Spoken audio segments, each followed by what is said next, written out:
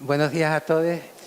Saben que en el programa de Trans el núcleo principal es la primera persona, las experiencias en primera persona. Hemos tenido compañeras invitadas de antropología que hablaban un poco de las fronteras. También hemos tenido, pues por ejemplo, a Gracia Trujillo o a Lucía Gaña que trabajaban en la cuestión del archivo, pero el núcleo principal del programa de Trans es precisamente el testimonio en primera persona.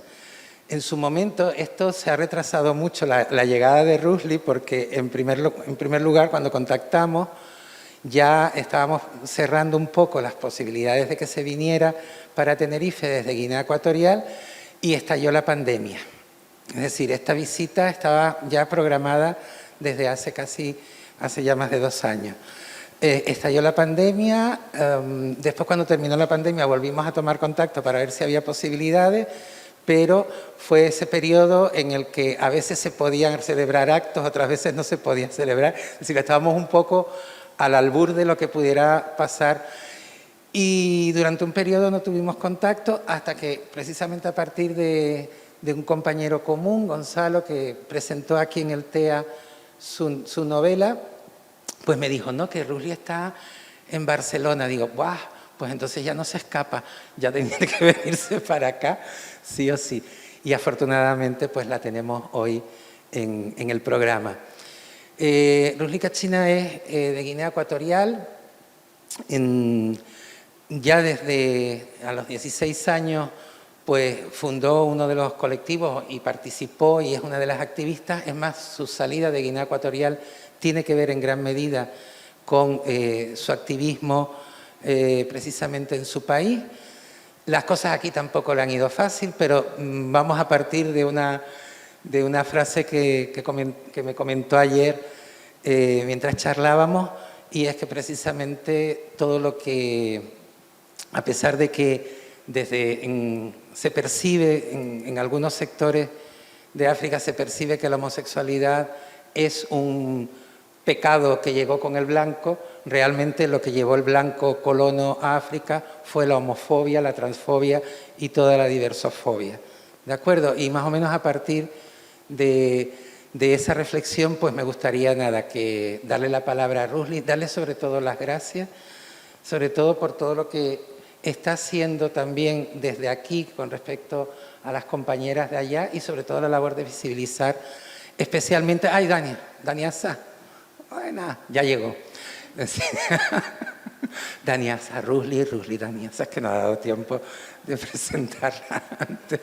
Ya expliqué todas las circunstancias y le hemos echado la culpa a Fred Olsen o a Armas o con quien hayas venido. No te preocupes. Y nada, pues dejarlos con Rusli. Y que está ahora también bastante contenta porque a partir de finales de octubre, pues gran parte de su trabajo activista y de su trabajo de concienciación, pues lo va a poder realizar incluso en centros escolares, y eso es un proyecto en el que está ahora muy ilusionada. Pues nada, Rusli no va a utilizar PowerPoint ni nada por el estilo, así que... Buenas, de nuevo. No voy a utilizar un PowerPoint, ni imágenes, ni proyecciones, porque lo hablé con Pepe y dije, ¡buah! A mí me gusta más llegar a las personas, ¿vale? No soy la típica persona que se quiere parecer a una universitaria, a un profesor o un docente que vengo aquí, 1, 2, 3, 4 y me largo. No, porque yo quiero que eso sea un poquito más...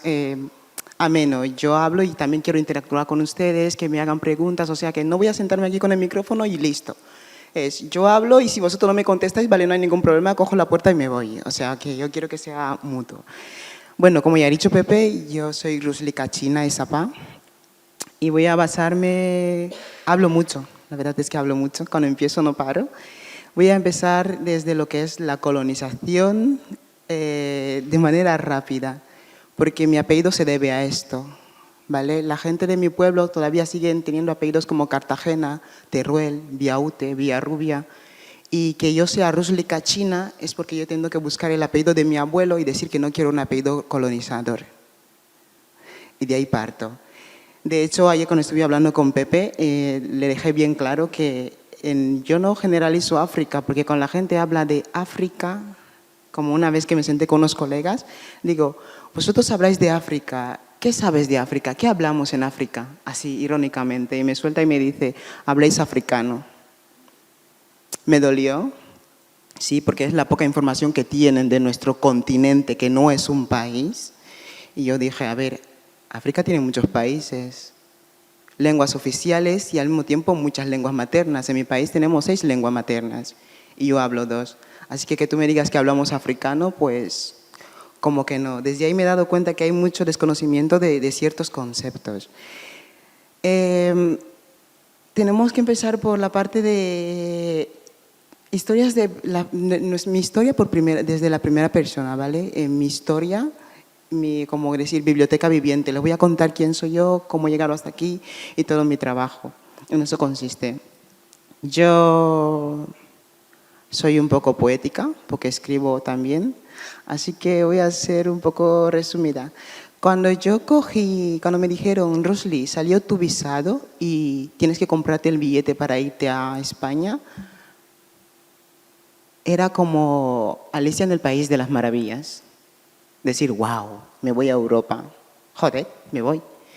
Cuando cogí el avión, me acordé de mi madre que me decía que los aviones son pájaros que a veces se balancean. Y yo dije, uy, qué bien, estoy en un pájaro. Y después cuando llegué aquí a España y empecé a visitar lo que son las instituciones, eso se convirtió para mí en un velatorio.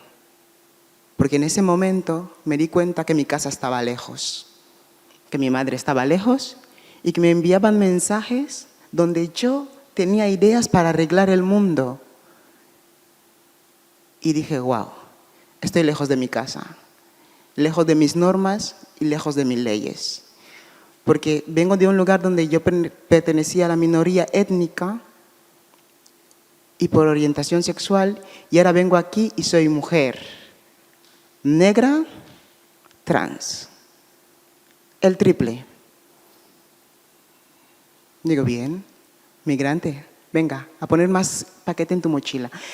Yo con 16 años, un día miré la situación y analicé mucho lo que estaba pasando en mi ciudad, los encarcelamientos a las personas del colectivo, de la comunidad, las terapias de conversión, la trata en la familia, y me dije, eso no puede continuar así, se tiene que hacer algo. Yo no he tenido referentes, desgraciadamente, no he tenido ningún referente, no he mirado en la tele y he dicho, vale, Cristina la Veneno o no sé quién que tenga como referente, no he tenido ningún referente. Yo no sabía lo que es una mujer trans, yo sabía qué es ser mujer y quién soy yo, punto. Pero más, no.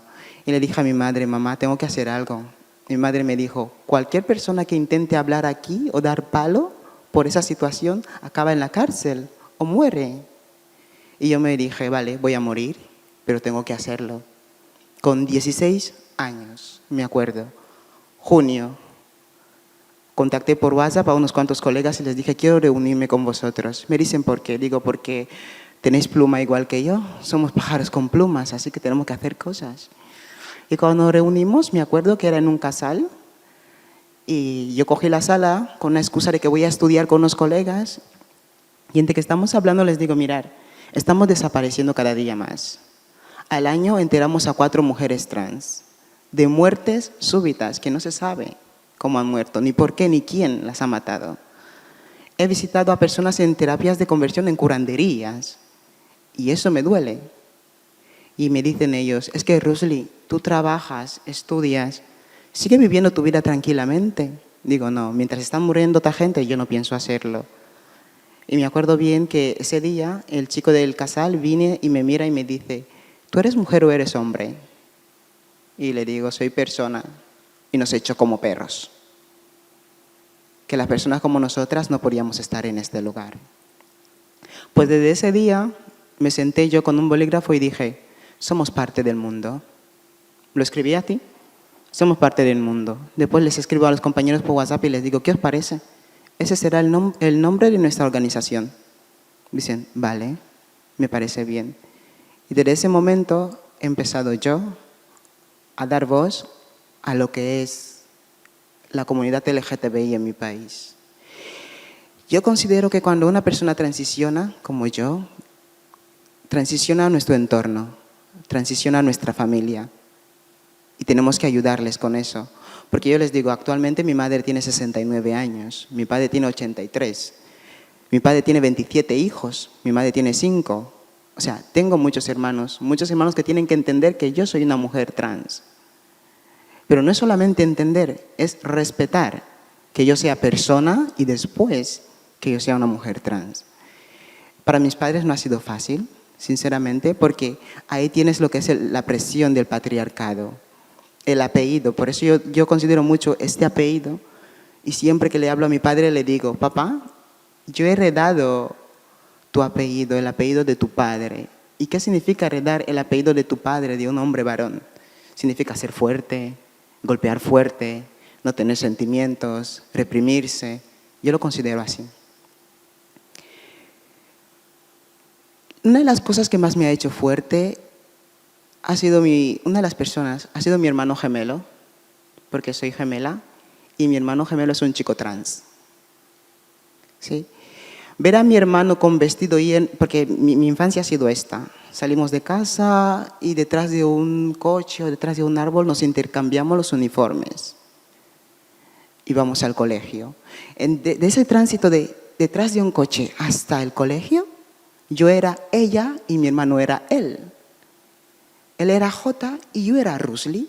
Pero cuando llegamos en el colegio, la maestra nos vuelve a recordar que vivimos en una sociedad en la que nuestros genitales condicionan nuestra vida y nos vuelven a cambiar.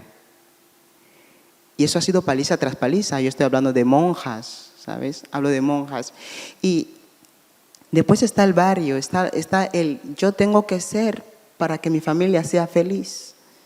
Yo tengo que ser para que mi familia sea feliz. ¿Hasta qué extremo? Porque cuando venimos aquí y contamos como que en plan, mi infancia ha sido esto, porque cuando hablo con otras compañeras me dice, no, es que todas esas palizas, todas esas persecuciones, no las habéis vivido igual que nosotros, perdona, yo vivo en un continente donde todavía se sigue dando y sigue siendo así.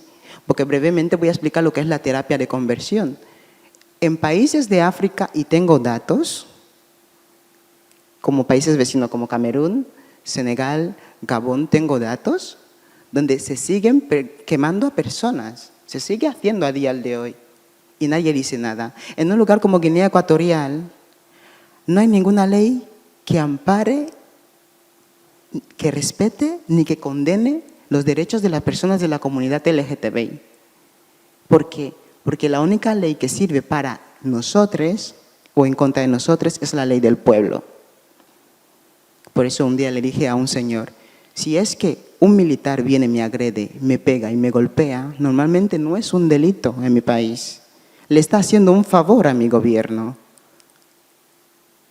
¿Cómo pretenden ustedes que nosotros sigamos viviendo así? Y cuando yo estoy hablando de nosotros es solamente de la comunidad trans. Hago esa exclusión. ¿Por qué? Porque en mi país, las mujeres y los hombres trans somos la cara de lo que es el colectivo LGTBI. Por más que mucha gente no quiera reconocerlo. Cuando se busca a la comunidad LGTBI, primero a una mujer trans y primero a un hombre trans, porque son las personas que rompen esa ideología de género. Yo salgo a trabajar así en mi país, voy en tacones y tal, y yo rompo esa ideología de género, que una mujer tiene que tener los pechos grandes, una mujer no puede llevar barba, una mujer… ¿Pero por qué? ¿Y por qué no puedo yo romper con eso? Estoy saltando unos cuantos puntos porque hablo mucho, como he dicho, pero es lamentable que yo venga de un lugar donde pasemos de terapias de conversión, punto número 1, voy a ir por ahí, punto número 1, terapias de conversión, que tengamos que pasar por lo que es la trata, punto número 2, y después la migración. Cualquier persona de la comunidad LGTBI en diferentes puntos de África, si le dan la opción de abandonar el continente para venirse a Occidente, lo va a coger. Porque tenemos una visión de lo que es Occidente desde la tele. Es el mundo perfecto. Es donde todos los sueños se pueden hacer realidad. Pero no sabemos hasta qué extremo. Solamente queremos salir de casa para tener una vida mejor. La terapia de conversión, según los datos que tengo, empezamos las terapias empiezan desde casa, las torturas por parte de la familia, y acaban en curanderías al día de hoy, donde nos bañan con animales, sangre de animales, nos dan hierbas alucinógenas, sigue pasando. Yo he visitado a muchas chicas trans que han salido de ahí al cementerio directamente. La trata. ¿Qué pasa cuando eres un hombre o una mujer trans en mi país y te manifiestas como tal? Le dices al mundo, aquí estoy. Pues pasas a ser la persona que tiene que traer la comida en casa. Tienes que resolver los problemas de la familia. Tienes que, es ese perdón por ser yo. Mamá, yo traigo de comer, yo pago la renta para que me perdonéis por ser quien soy durante toda la vida. Las personas trans en mi país, una persona como yo, lo primero que no tenemos es educación. Se nos quita la educación, el derecho a estudiar. Yo he tenido que estudiar a base de esconder quién soy, vestirme como él. O sea, ser un hombre me aventajaba para estudiar, ¿sabes? Lo he tenido que hacer hasta el bachillerato y después ahí transicionar brutalmente, pero con consecuencias. Que me digan que no puedes entrar a la universidad, que me digan que hay trabajos pero no para ti. Tengo que trabajar de no cara al público para no avergonzar a mis jefes. Esas son las consecuencias y he tenido que asumirlas. Y después nos encontramos con lo que ya es la migración, venir aquí. Bueno, llego a España y digo, el país de las maravillas, pero no, desgraciadamente no. Porque desde el aeropuerto me han hecho saber que estoy en un lugar donde quiera o no, me van a ver como una mujer negra antes de una mujer trans. Y me ha pasado, tengo muchos ejemplos desde el metro hasta el propio ayuntamiento, de gente que me pregunta a ver si he venido para quedarme mucho tiempo, o chicos blancos que me ofrecen dinero en el metro porque ya tienen una ideología de lo que es una mujer negra, ¿sabes? Y yo me quedo como diciendo, wow, puedo volver, puedo marcharme, puedo salir de aquí. Los hombres trans en mi comunidad, en mi país, para que les explique un poquito lo que es la terapia de conversión con hombres trans, un ejemplo palpable es Rey, un chico que he tenido que acoger en la asociación. Y Rey ahora mismo tiene 25 años y tiene 3 hijos de violaciones permitidas por su madre, porque su madre recibía dinero a cambio de que violen a su hijo. Pero ella lo consideraba como una terapia de curación. A Rey se le está curando. ¿Quién lo está curando? Un hombre, con el cuerpo de un hombre. Está curando a Rey. Y ahora Rey tiene a Princesa, Duque y Sofía. 3 hijos que nunca ha querido, que nunca ha deseado, pero que han servido como paga de perdón. Punto número 1. Punto número 2. Tengo a Aris, una chica trans que ha estado en una curandería durante 6 meses con alucinógenos y ya ha muerto. Punto número 3. El cristianismo, la religión. Muchas de nosotras, muchos de nosotros pasamos por iglesias a que sacerdotes milagrosamente quiten un mal espíritu de nuestro cuerpo o que nos reconstruyan. Curas, sacerdotes que abusan de nosotras. Pero nadie puede decir absolutamente nada, porque la ley del pueblo lo considera legal. ¿Qué pueblo? Un pueblo al que creemos que pertenecemos y al mismo tiempo nos está discriminando. Pues con 16, 17, 18 años dando la tela, porque la primera vez que publiqué un artículo era yo por debajo, el presidente de mi república, con sus ministros arriba. Y mi madre me dice, irán a por ti. Porque yo estaba por debajo mandándole a parir al gobierno con 17 años. Y con 18 me llaman un teléfono anónimo y me dice, ¿eres Rosly Kachina? Digo, sí. Te queremos ver en la embajada de Estados Unidos. Y yo digo, ¿qué he hecho yo ahora? A más de meter ruido. Pues voy a la cita y me dicen, sobre el liderazgo político LGTBI de las Américas, hemos elegido cierta gente que va a participar en Colombia y en el continente africano eres la única persona que creemos que puede ir. Yo no había subido a un avión ni siquiera para ir a mi pueblo. Nunca. Y le pregunto a la embajadora, ¿por qué tengo que ser yo? Y su respuesta ha sido simple, porque estás haciendo ruido. Así que se tiene que escuchar tu ruido. Voy de viaje, doy la charla, doy la exposición, vuelvo a mi país queriendo cambiar las cosas y no es tan fácil. Celebramos el primer orgullo, los militares en la calle buscándonos, encarcelándonos, y yo me digo, ¿qué cambio hay en el continente africano si seguimos diciendo que la homosexualidad la han traído los blancos? ¿Dónde está el cambio? Yo voy mezclando esos puntos porque quiero dar a entender que la colonización no ha sido solamente saquearnos, transportarnos de un lugar a otro, robarnos. No ha sido solamente esto, sino que también ha sido psicológica, un maltrato psicológico. Porque cuando yo escucho, se han reunido en Ginebra no sé qué presidente con no sé quién y no sé qué concejal, bien. Pero ¿hasta qué punto cierta gente, ciertos presidentes, cierta gente de poder no quiere dar a conocer que han colonizado hasta nuestras mentes? Y eso también se tiene que descolonizar.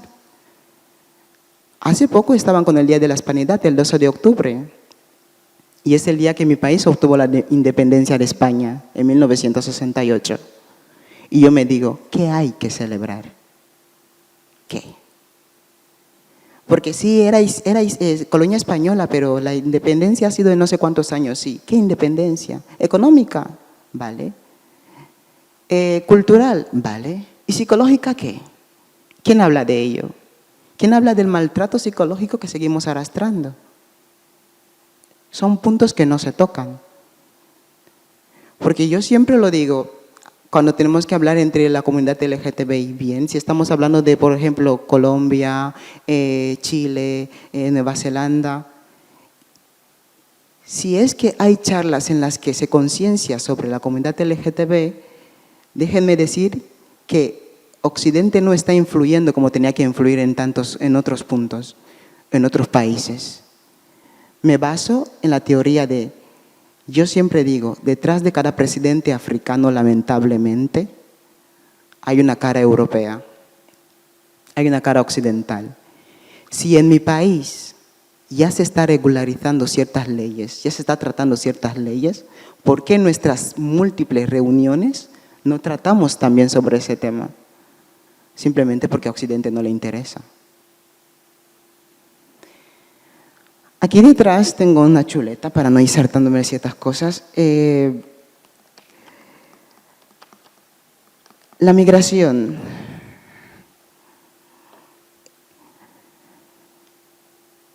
Mucha gente que cree que es fácil estar aquí. Porque en el sistema LGTBI, cuando yo vengo a África como una mujer trans, lo primero que hace la gente es pensar que yo vengo aquí para conseguir una vida mejor. Y no es así. Porque yo ya me he encontrado con ciertas leyes como que me torturan. Porque yo estoy bajo la presión del patriarcado que me dice que una mujer tiene que ser así, así, así, delgada, alta, 60, 80, 90. Y después también, lamentablemente, me vengo a encontrar con el homopatriarcado. Y yo me digo, ¿cuántas presiones sociales tengo que tener? Yo he dejado mi casa, he dejado a mi familia para venir aquí huyendo de algo que también me encuentro aquí, pero más blanco, más pintado.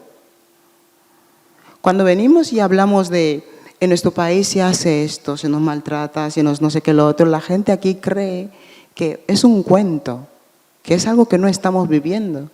Pero ¿cuánta información tienes de ese lugar del que vengo? Yo cuando vengo aquí no quiero dar pena.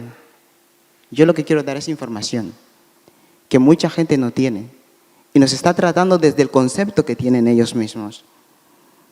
Para mí como mujer trans en mi país no ha sido fácil, ¿sí? porque derecho a educación no puedo tener, a trabajo tampoco, pero después me vengo a Europa y me encuentro que para ser una mujer trans debo pasar por una transición, por otra terapia de conversión.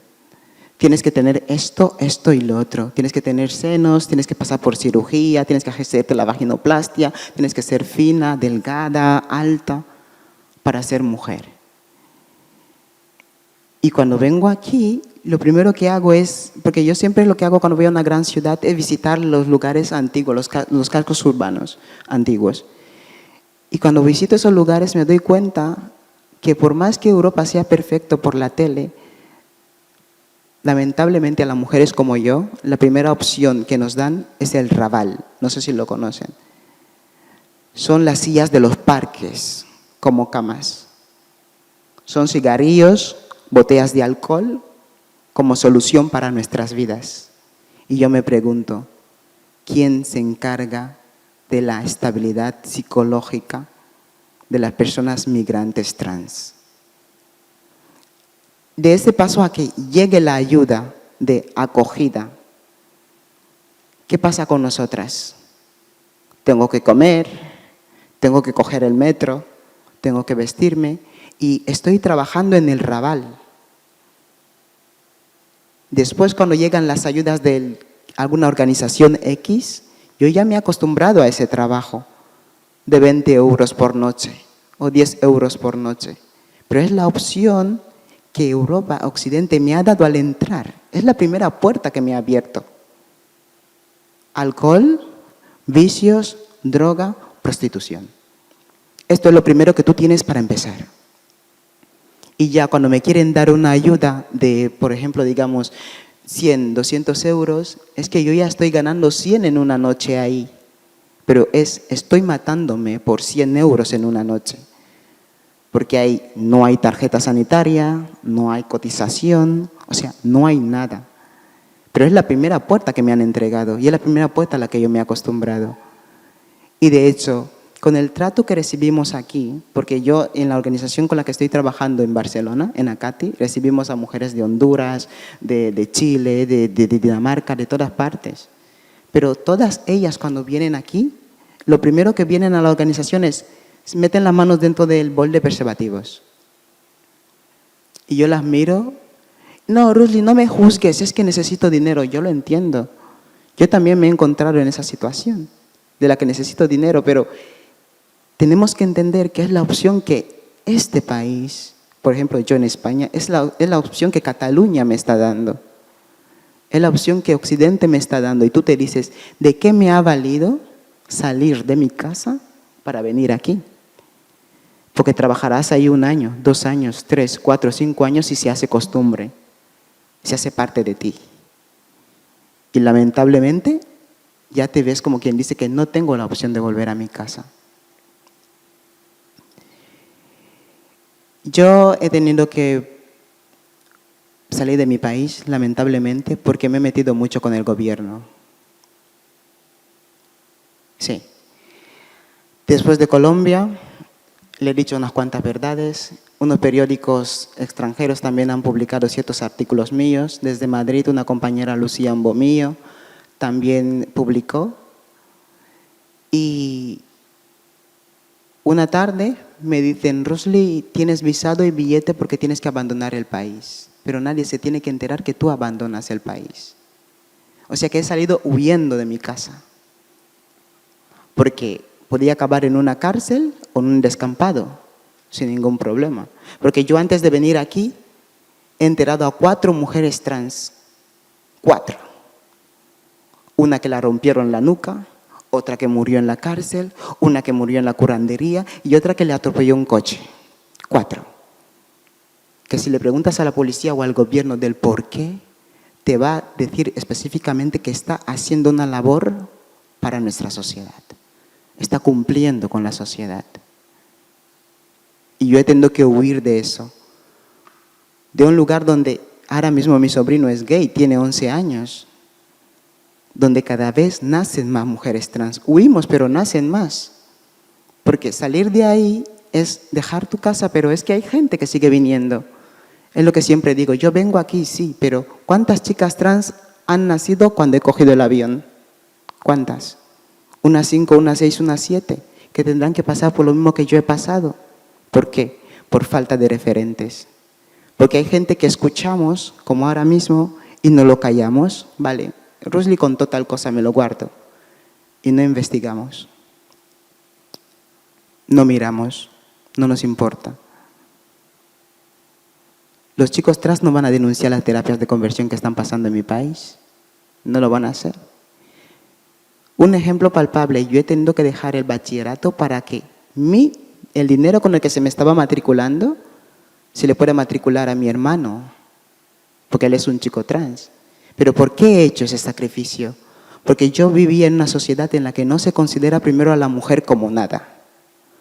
La mujer es un objeto para traer hijos al mundo. 2, no se considera a una mujer lesbiana nada.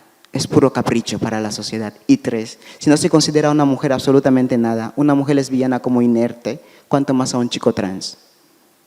Ningún respeto. Y lamentablemente los chicos trans de ahí, cuando llegan a los 40, a los 35, creen que la mejor manera de subsistencia y de valer en una sociedad es casarse con un hombre y tener hijos. Y eso no lo quería para mi hermano. Por eso tengo que dejar de estudiar, para que se le pueda pagar una formación y que él tenga opción, que es lo que mucha gente no tenemos. Opciones. Porque hay una sociedad que ve lo que sufrimos y se calla. No estamos hablando de que tú tengas que luchar o que tengas que coger una bandera. El problema está en cuando ves ese tipo de situaciones, ¿qué haces al respecto? ¿Qué dices? Porque a veces callar es apoyar. A veces callar te hace también parte del crimen. Y yo vengo de una sociedad como esta. Cuando he llegado aquí, la gente me pregunta, ¿qué esperas de España? Pues nada. Literalmente. Yo no he venido aquí a exigir absolutamente nada. Yo he venido aquí a hacer un trueque. Yo doy y recibo. Pero no he venido aquí a cruzarme las manos a que España me dé lo que mi país no ha podido darme. Yo vengo aquí a construirme por si acaso tengo que volver, porque yo pienso volver. Estoy aquí pidiendo un asilo político actualmente y creo que me lo darán y si no, pues me vuelvo a casa. Tal vez a la prisión, porque de esto he oído.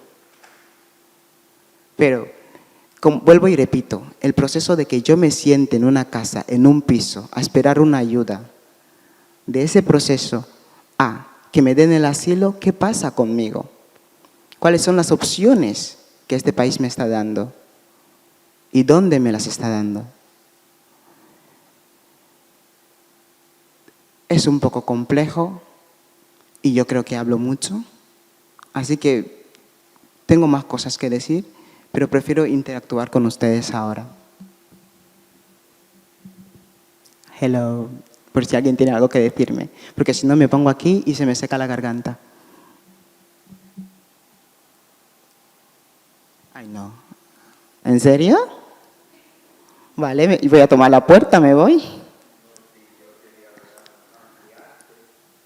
El micrófono está ahí.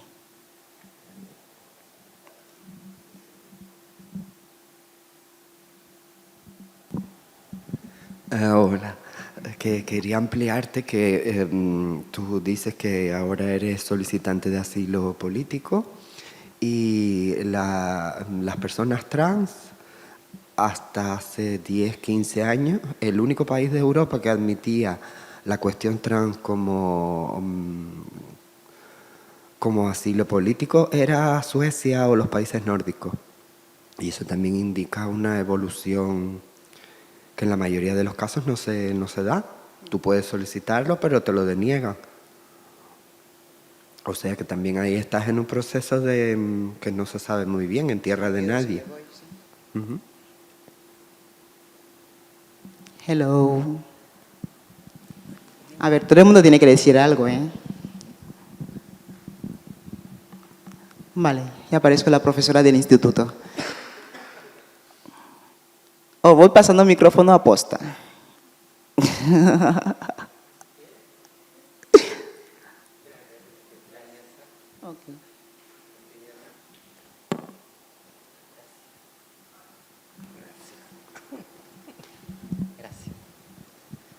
Bueno, pues me voy a sentar aquí, como podría haberse sentado cualquier otra persona que está Que no hoy quieren bajar. acompañándote. Y bueno, quedo como a juego con la silla esta. Mira, tengo como bastantes cosas, pero bueno, a ver si alguien más se anima.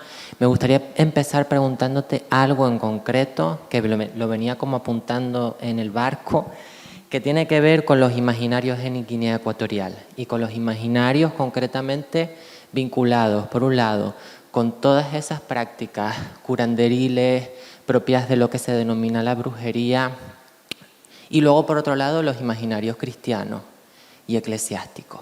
¿Por qué? Porque el año pasado leí el texto de una compañera de la Asociación de Ecuatoguineanas en Tenerife, que está publicado acá, en este libro dedicado a la brujería, donde de algún modo se reivindicaba la figura del curandero o la curandera, porque además es como bastante mixto, por lo que ella comentaba, como una figura de poder, una figura de sabiduría, una figura de un estatus social que organizaba, ¿no? Esto lo comentaba ella.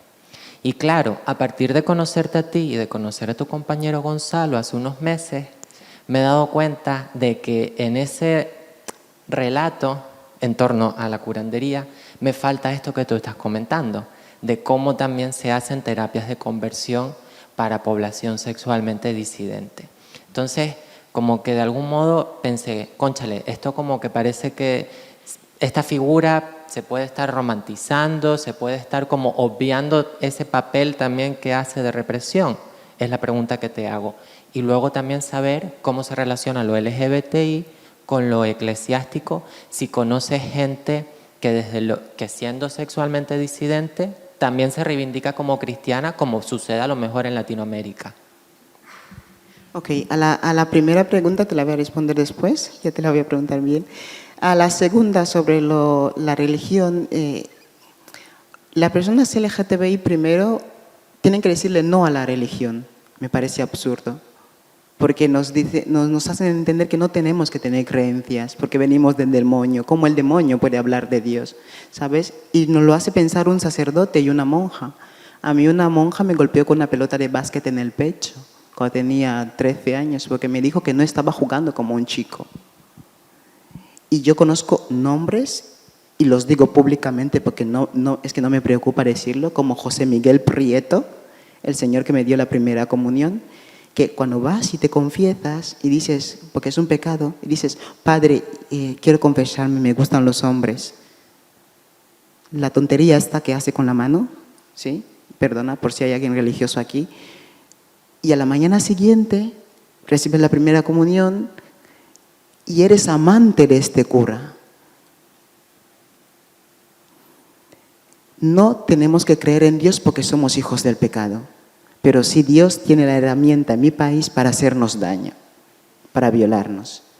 Es súper lamentable. Y ahora, con el tema de la curandería, específicamente, ¿qué? Si crees que como, por ejemplo, textos como este, ¿no?, que reivindican la figura del curandero o la curandera, también es importante que se visibilice lo que tú estás haciendo, ¿no?, de que existen terapias de conversión amparadas en esas prácticas y esas creencias. Yo creo que sí se tendría que dar visibilidad a eso, porque primero el curandero es como, digamos, el consejero, porque siempre, antes de que llegue la colonización, los curanderos han sido como la mente del rey. La mente de Dios es el que tiene conexión con Dios. Así que esa persona tiene toda la autoridad de hacer contigo lo que crea conveniente, lo que él cree que es bien para ti y lo que es bien para la familia y para el pueblo. Y yo creo que tendríamos que visibilizar un poquito más el maltrato psicológico, físico y sexual que ejercen esas personas sobre la comunidad LGTB. Sí, pues estaba un poco pensando en eso, ¿no?, en esa dicotomía y en esa situación que pasan las personas ecuatoguineanas LGBTI, ¿no?, entre las prácticas de la curandería o de prácticas que no son como tal cristianas y luego como tal la institución eclesiástica, ¿no?, y ambas como con su látigo de la manera en la que lo hacen, perjudicando, reprimiendo o castigando, ¿no? Entonces quería como preguntarte en concreto sobre eso y a ver si alguien quiere decir algo más. Sí, alguien se ha animado.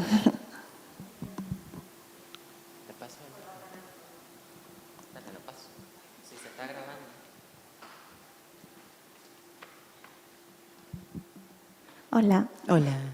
Bueno, vale. Ya, me podría haber quedado de pie, pero es que me ha dado un poco tensión. Que nada, primero que súper gracias. Escuchándote también, la otra vez vinimos a ver a Gonzalo y estuvimos también compartiendo tiempo con él, aparte de la charla. Y como que me parece súper importante e interesante todo lo que cuentas, pero a veces siento que es complejo también como no caer en La realidad de Guinea, por ejemplo, es súper violenta para las personas queer, pero como que a veces siento que se crean espacios donde se hace pensar de alguna manera que Occidente va a salvar a los países africanos de todas estas realidades violentas. Entonces, como que me conflictúa un poco cuando compartimos espacios con personas blancas y hablamos de estas realidades, que obviamente la información es importante, pero también creo que hay un complejo súper grande como ONGs, embajadas, etcétera, etcétera, que en realidad sienten que van a venir a salvar a las personas queer de los contextos africanos donde haya prácticas queerfobas. Entonces, no sé, como tampoco sé muy bien cuál es mi pregunta exactamente, sino que más cómo podemos crear estas prácticas intracomunitarias, ¿no? Y dentro de nuestros propios espacios con nuestros hermanos, para que se pueda ir construyendo como esta otra dinámica que se escape de las lógicas coloniales que, como tú decías, son las lógicas de la homofobia y del binarismo, etcétera, ¿no? Como abandonar esta idea de no, pues la homosexualidad la han traído los blancos, sino más como abrazar la queerfobia, la homofobia, el binarismo, eso sí que lo han traído los blancos. Entonces, no sé, como que no sé cuál es la pregunta, pero me gustaría una respuesta. Bueno, no sé cuál es la pregunta tampoco, pero me ha gustado la intervención. Yo creo que normalmente Occidente, como hemos dicho, no es como esa varita de pibidi bobidi boo, no es ese milagro, ¿sí? Yo creo que empezando por crear referentes, si empezamos desde ahí. La gente que está en nuestro continente y en nuestros países, ¿qué referentes tienen? Pero personas negras hablando, pocas, muy pocas. Así que todavía siguen teniendo la esperanza en la gente de Occidente. Porque nosotros venimos aquí y mucha gente, por los traumas que traemos, decidimos olvidar todo y dejamos de luchar. Así que referencia ninguna. Yo creo que teníamos que empezar desde eso, desde crear referentes, crear una base desde el mundo afro, fuera de casa, fuera de África, que podamos hablar de eso. Porque no es lo mismo que una persona de Occidente se siente con un presidente nuestro a que nosotros mismos nos sentemos y digamos, mira, a mí me duele esto que está pasando aquí. Porque es como el tema ahora mismo de Sudáfrica. Hay ciertas cosas que yo veo que pasan ahí y yo me digo, Nelson Mandela tiene que estar ahora mismo golpeando su tumba que quiere salir. Porque hay cosas que no están pasando. Yo creo que la gente negra tendríamos que crear espacios de concienciación, de concentración, donde teníamos que hablar de esos temas y exponerlos. Porque un proyecto que quiero llevar ahora mismo es la llamada de urgencias, que lo estoy planteando con otras personas afro, donde nosotros podemos crear un círculo donde llamemos a embajadores de nuestros países acreditados aquí, donde podamos mantener charlas y conversaciones, donde yo le pueda decir al embajador de Guinea Ecuatorial acreditado en España, decirle, mira, esto es lo que yo estoy viendo que pasa de donde yo vengo. ¿Tú cómo influyes allá? No quiero hablar con un embajador español, quiero hablar con un embajador guineano que está viviendo en España y que me diga, señor, esto es lo que está pasando, son las terapias de conversión y tal. Tú como persona negra, tú como persona africana y escuchándome a mí, como persona del colectivo afectada, ¿qué es lo que podemos llegar a hacer con eso?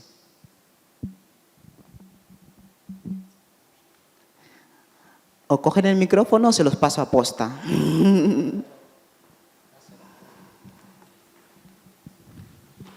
Hello. Gracias. Te lo van a pasar de ahí. Gracias. Bueno, yo, ante todo, de nuevo, darte las gracias por estar aquí y visibilizar. Y quería hacerte una pregunta en base a... O sea, bueno, lo primero que he de decir es que no sé mucho de Guinea Ecuatorial y lo siento si es una pregunta un poco absurda, porque creo que lo único que sé es haberme leído La bastarda de Trifonia Melibea Bono, que también trata sobre el tema de las violaciones correctivas y toca un poco el tema trans, etcétera. Pero mi pregunta va más relacionada, por ejemplo, hay una escritora, Oyeron Koyewumi, nigeriana, que habla de cómo la idea que tenemos ahora de la mujer como tal fue traída también por los colonos, en este caso los colonos británicos.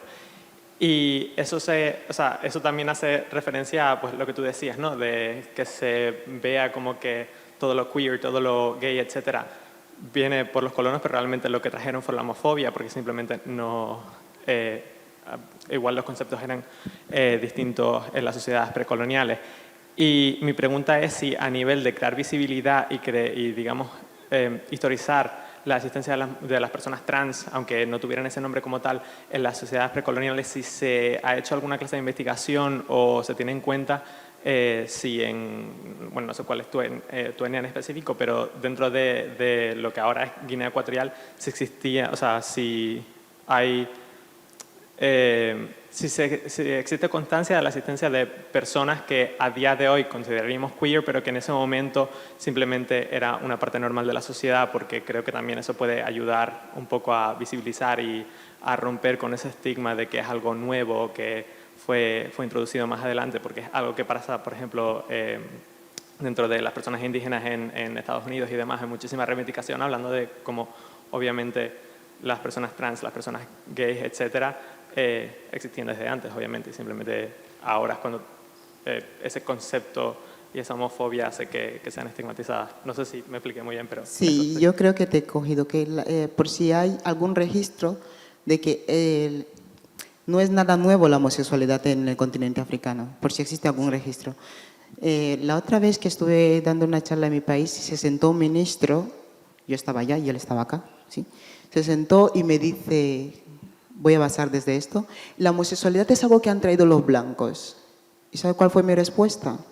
Claramente, señor, yo, aquí lo digo abiertamente, no soy hija de ningún señor con cuenta en el banco. Mi padre no sabe lo que es una cuenta en el banco.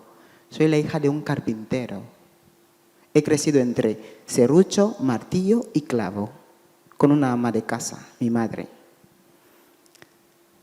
¿Qué pasa? Ese señor, por ser ministro, se creía él como el omnipotente. Y yo le he dicho una cosa bien clara.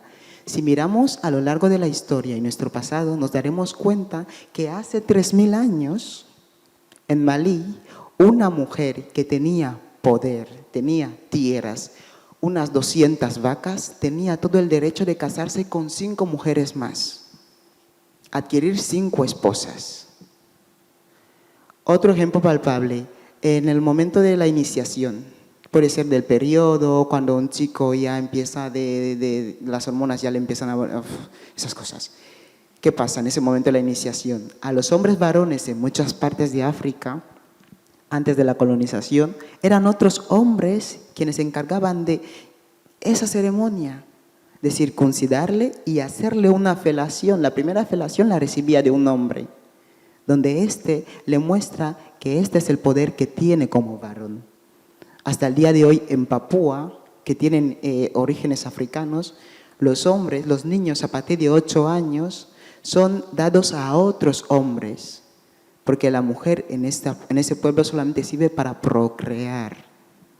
En mi pueblo, Ambo, que somos esclavos venidos de Portugal, la ceremonia de iniciación se lleva a cabo con otros hombres, donde yo, a escondidas, a oscuras, tengo que encontrar a otro hombre para que éste sexualmente pueda estimularme y que yo sienta atracción supuestamente por una mujer. O sea, que yo sepa cómo satisfacerle a una mujer. ¿Pero de quién lo aprendo? De un hombre. Y estas prácticas vienen mucho antes de la colonización. No existen datos contundentes de eso. ¿Por qué? Porque África en general tenemos la dialéctica oral. No somos mucho de tener que estar redactando, porque si se dan cuenta nuestras historias de los ancestros y tal, se quitan en baúles. Nos sentamos en grupo, yo os cuento, y ese cuento se transmite y se transmite y se transmite. Y a lo largo del tiempo y con la colonización se ha ido cambiando ciertas cosas que le convienen a la sociedad actual. Perfecto. Bueno, muchas gracias por tu respuesta.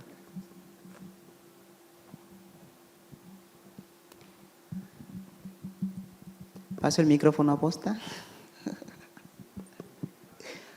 Vale.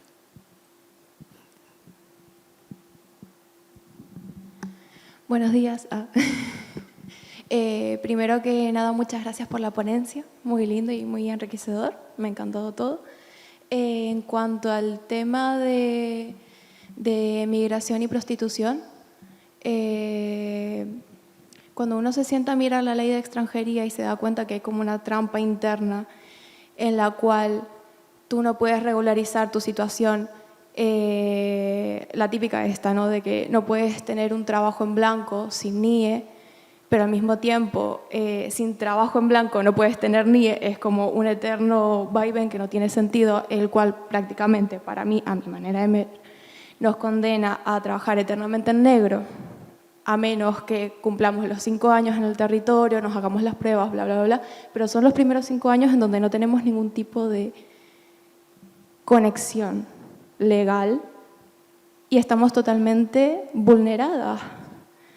Y muchas caen en la prostitución. Me parece haber visto, creo que era en la asociación Ingénero, no, ahora mismo no recuerdo muy bien, que gran parte del colectivo de mujeres, concretamente, el 73% en la Comunidad de Madrid, creo haber recordado, que era más o menos la cifra, terminaba en situación de prostitución por esta misma causa. Y que gran parte, por no decirte la mayoría, creo que solamente el 6,5% eran personas de España. El resto todos eran o bien racializadas o bien latinas o lo que sea. Creo que primero era Paraguay, Brasil, una cosa así. ¿Cómo podemos hacer o qué es lo que podemos hacer? Más allá de tener que movilizarnos, exigir que se cambie la ley porque no tiene sentido, tampoco es nada digno en absoluto. El apoyo psicológico que le podemos dar a esas personas cuando realmente no tenemos armas por la vía legal para poder regularizar la situación. Todo ese machaque psicológico de sentir que la institución te da la espalda, al mismo tiempo tener que lanzarte a la calle y tener que vivir situaciones violentas bajo el marco de la prostitución y de la calle, y que son unas normas totalmente aparte, ¿qué es lo que podemos hacer nosotros desde, no sé, desde los diferentes frentes, ya sea LGTB, IQ+, o desde los otros migrantes, pero que han tenido la suerte de tener un pasaporte europeo con sanguinidad simplemente, para poder dar ese apoyo psicológico? Gracias. Bueno, gracias. Sobre las personas migradas que venimos aquí y que nos encontramos en esa situación, lo único que le pido a las grandes instituciones, e incluso también lo podría exigir al aeropuerto, es darnos opción. Ese es el problema del cual caemos en la prostitución. ¿Qué podemos hacer? Dar opción a las personas, ¿vale? Si yo no puedo, sé que psicológicamente no puedo con tu situación, económicamente tampoco, ¿por qué te retengo aquí? ¿Por qué te retengo aquí? Porque quieras que no, la gente a veces cuando hablo con ellas, con gente de las instituciones, me dicen, es que la prostitución y el trabajo sexual no podemos vincular las dos cosas. Son muy diferentes. Trabajo sexual, estoy trabajando. Prostitución, yo necesito trabajar. ¿Pero por qué necesito trabajar? Porque no me han dado una opción. Llevo 4 meses en España y ya tengo el NIE, pero no puedo trabajar porque el permiso de trabajo me llega hasta febrero. Pero antes del NIE tenía que hacer el empadrón. O sea, si no tengo esto, no tengo lo otro. Si no tengo esto, no tengo lo otro. Y lo malo que pasa es que cuando llegamos personas extranjeras aquí, desde el aeropuerto yo creo que tenía que haber como un manual así de gordo que nos diga esto y trauma. No para aquí. Y si no quieres, pues vuelve. Y lamentablemente esta opción de que si no quieres, pero vuelve, nos la dan. Créeme que nos la dan. Cuando nos ven que estamos lamentando, que no tenemos empadrón, que no estamos trabajando y no sé qué lo otro, nos dicen, vale, hay como un sistema de que tú te vuelvas a tu país, pero no es humano que tú me devuelvas a un lugar del que yo vengo huyendo.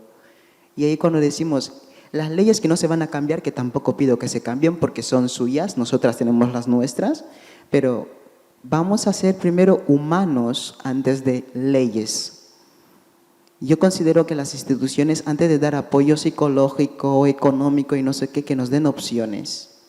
Que desde entrada nos digan, por esto vas a pasar, o lo tomas o lo dejas. Pero lamentablemente, como has dicho, hay mucha comunidad migrante metida en la prostitución de las plazas y es que hay un alto porcentaje de mujeres trans. Pero cuando yo estoy hablando de alto de porcentaje de mujeres trans, son mujeres que no tienen una tarjeta sanitaria. Son mujeres que quizás han pasado una violación en algún campamento antes de llegar aquí. O sea, psicológicamente está dañada y de una manera sanitaria también está afectada. Y tenemos que mirar los pros y los contras. Esta mujer está trabajando ahí, enferma psicológicamente y sanitariamente está destrozada. Pero está trabajando ¿para quién? Para el ejecutivo que tiene una mujer en casa con un hijo. Recibe servicios de esta persona que necesita para comer, pero él viene a casa y es padre y es marido. Y yo me digo, ese señor, lo primero que tendría que hacer cuando yo cojo mi billete y digo que me voy a quedar aquí durante 2 meses es decirme, como he hecho antes, este es el talonario, esto es lo que te vas a encontrar, tu primera cama será un parque, durante 6 meses vas a morir de hambre, pero no lo pintan todo bonito. No, es que vas a solicitar no sé qué y te sale el empadrón y después te va a salir el NIE y después vas a empezar a trabajar, sí, pero hay un tiempo. Es mitad de año de mi vida que se va. Y se va en un parque, se va en un cigarrillo y se vuelve en una simple colilla que al final se convierte en una droga. Pero en resumidas cuentas, opción, antes de todo. Muchas gracias. Gracias. Hola, ¿qué tal? Muchas gracias. Me repito. El protocolo. Exacto, para no variar. Yo quería plantear una cosa para ver qué es lo que opinas tú al respecto, porque siento que las perspectivas que tengo son puramente occidentales y me cuesta bastante entender la realidad del sistema en el que vivo cuando no tengo perspectivas como la tuya, porque al final el input que yo recibo sobre migración, el input que yo recibo sobre la situación de personas migrantes, por desgracia, es en primera persona en espacios como este, porque los medios de comunicación, por lo general, no recogen de manera realista la situación por la que pasan. Entonces, para mí, por lo que yo interpreto, es profundamente importante el componente de clase, porque no solo partimos de la base de que tú eres una mujer trans, negra, que ha migrado a Europa, sino que además seguramente no seas una persona rica, porque la gran problemática que tú nos estás contando no aplica a las personas ricas. Una persona rica puede ser trans y lo ha sido siempre. Miramos las familias reales europeas, pueden ser homosexuales, pueden ser lo que quieran. Entonces, cuando introducimos el componente de clase, a la migración me parece que es muy importante. Yo soy hijo de migrantes, pero soy hijo de migrantes blancos, europeos, que no son inmigrantes, son extranjeros, muy distintos. Yo soy hijo de una alemana, soy hijo de nieto de un portugués, nieto de un austriaco. Entonces, yo tengo unos privilegios y mi familia que ha migrado aquí a España tiene unos privilegios que la tuya no tiene, pero por un componente de clase. Porque las leyes que tenemos, por lo que justo lo que estaba comentando Julieta, las leyes que tenemos están diseñadas de tal manera que hay una serie de trabas donde si tú tienes dinero te puedes mantener y puedes salir de ese ciclo de sufrimiento que tú nos estabas narrando, pero si tú no tienes dinero, no. Mi familia pudo venir aquí y estar los meses que correspondían sin trabajar porque tenían el dinero para permitírselo. Y nadie de mis antepasados seguramente haya tenido que enfrentarse al miedo a acabar en la prostitución o acabar en un parque durmiendo. Entonces, la pregunta. A pesar de que tú nos estás diciendo de que estas leyes son nuestras y que nosotros somos quienes tenemos que decidir qué tipo de leyes queremos tener, porque como españoles, lo que sea eso, tenemos que diseñarlas, yo me pregunto, ¿cómo podemos ser abiertos y respetuosos con el proceso migratorio sin tener en cuenta la clase y sin tener en cuenta que la pobreza es un factor que influye directamente en la experiencia que tiene una persona llegando a Europa? No sé si...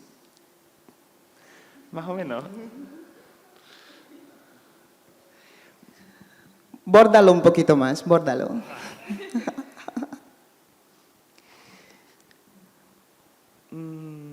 cuando tú llegas y nos dices que las personas se encuentran sin ningún tipo de ayuda, ¿vale? Que llegas aquí y no tienes absolutamente nada, tienes que hacer un proceso legal súper largo. Ese proceso legal, ¿cómo podemos, o sea, la alternativa que tú estás diciendo de que nos digan lo que hay y que nosotros tomemos la decisión a elegir, claro, la primera reacción mía es decir, qué horror, en plan, qué horror que solo estés pidiendo que te digan va a ser horrible. ¿Qué podemos hacer nosotros para que no sea horrible? O sea, ¿qué puede hacer nuestra sociedad? ¿Cómo nos tenemos que replantear las cosas para que no sea horrible? Plantear las cosas para que no sea horrible. Yo creo que la política empieza desde casa, pasa por el colegio y llega a las personas que somos hoy en día. No podemos hablar de procesos migratorios si en casa mi madre no me ha dicho que una persona negra es igual de válida y respetada como yo. No podemos hablar de personas trans si es que en el colegio se dice maricón como de una forma cariñosa. Es que no se puede. Yo creo que la formación esta de cómo podemos ayudar, tenemos que ayudar desde casa, desde lo más básico. Porque ahora mismo que nosotros vengamos aquí, que digamos, como he dicho, que me pongan las leyes, que esto es lo que hay, es que debe ser así, porque las leyes que están aquí son más blancas que las mismas personas que las redactan. Y lamentablemente yo considero que las personas que están redactando estas leyes, se tendrían que sentar un diputado blanco, un diputado argentino, un diputado. ¿Dónde están las personas migrantes ahí sentadas hablando de estas leyes? Porque no están ahí para opinar, porque son cosas que van a ayudar a la migración, a la gente como ellos que vienen. Pero ¿nos interesa que la gente migrante se siente aquí a decirnos cómo tenemos que hacer nuestras leyes? No. ¿Por qué? Porque desde casa me han enseñado que la supremacía existe. Y yo lo he aprendido así, también lo he aprendido en el colegio. Y yo creo que desde lo más básico, que es en una clase o en casa, tenemos que empezar a trabajar esto, si no, no llegan las instituciones. Si es que no añadimos a personas migrantes para migrantes, porque yo digo ahora el SAIER, la Cruz Roja, que si el proceso de asilo, si yo no voy a una oficina de migrantes, no es que yo lo exija, pero si yo no voy a una oficina de migrantes y me doy cuenta que una persona migrante también puede trabajar ahí, es que me doy cuenta que no tienen voz para lo que son las leyes, pero leyes para personas migradas.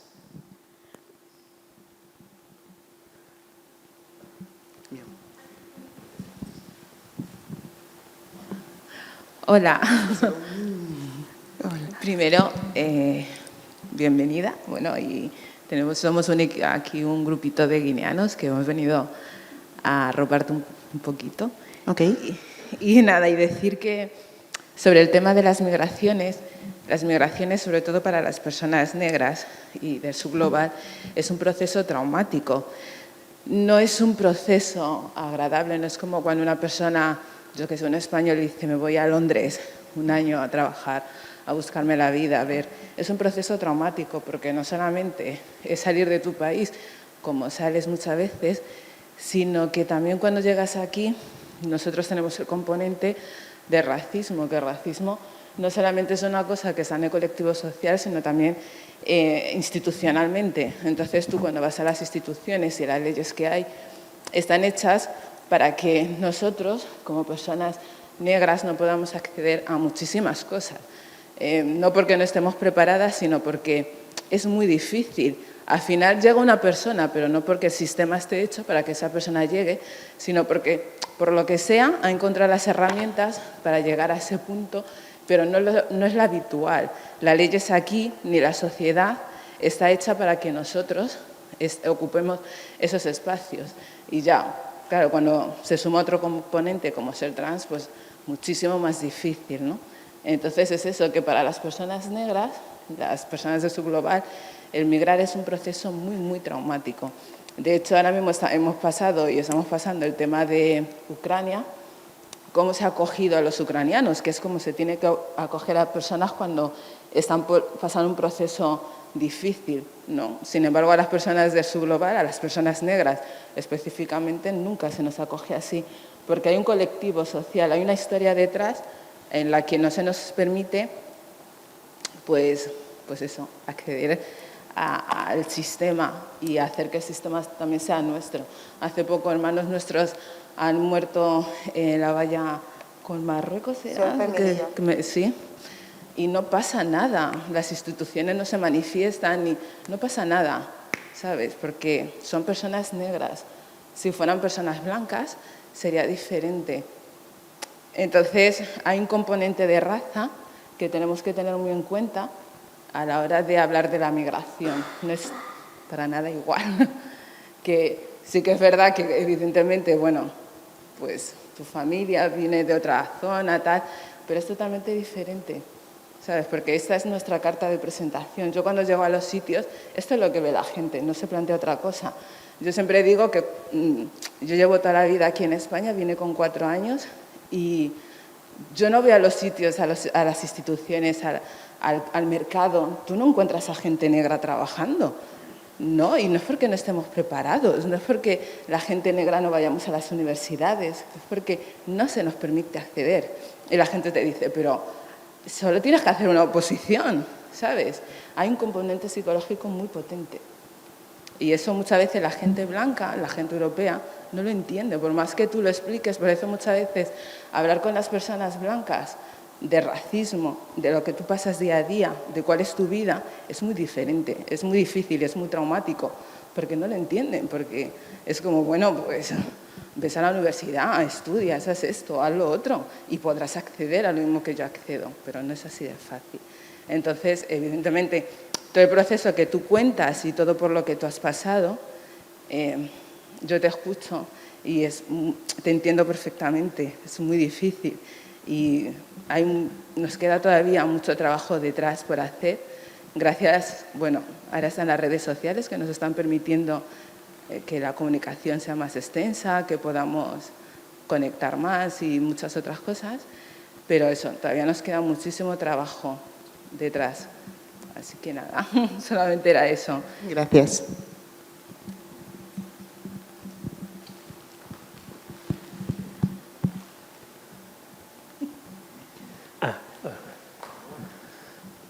Hola.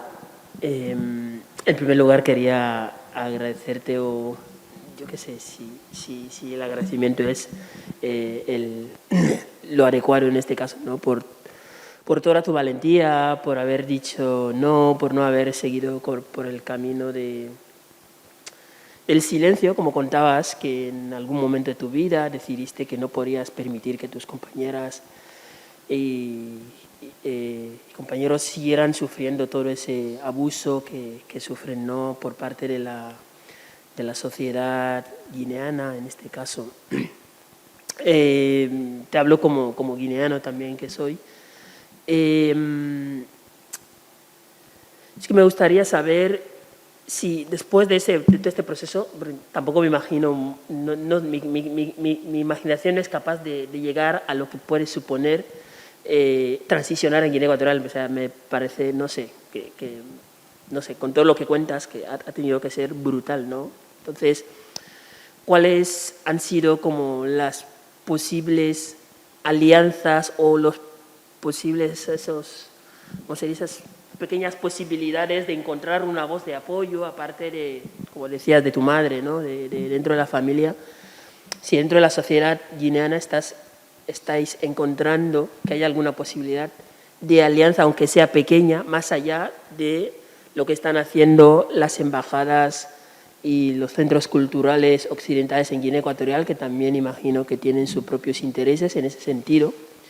Entonces, si estás encontrado dentro de la sociedad guineana, pues como vías de pequeñas alianzas, pues sigo el orgullo las veces que lo han hecho, pues gente, bueno, lecturas y cosas que hacéis, tanto desde Somos Parte del Mundo como desde individualidades también. Así que me gustaría saber eso y también agradecerte, o no sé, señalar, a mí me parece importante que le hayas puesto una perspectiva también decolonial o racial. Es decir, entonces los discursos también que he oído de hermanas y hermanos de la comunidad LGTB en Guinea Ecuatorial, como decía Vicky aquí, entonces tienen que ver con, sin hacer un análisis decolonial, en el sentido de que Guinea Ecuatorial no es una sociedad fan. O sea, sí es una sociedad fan, bubi, ambo, pero también, sobre todo, es una sociedad que nace de la colonización.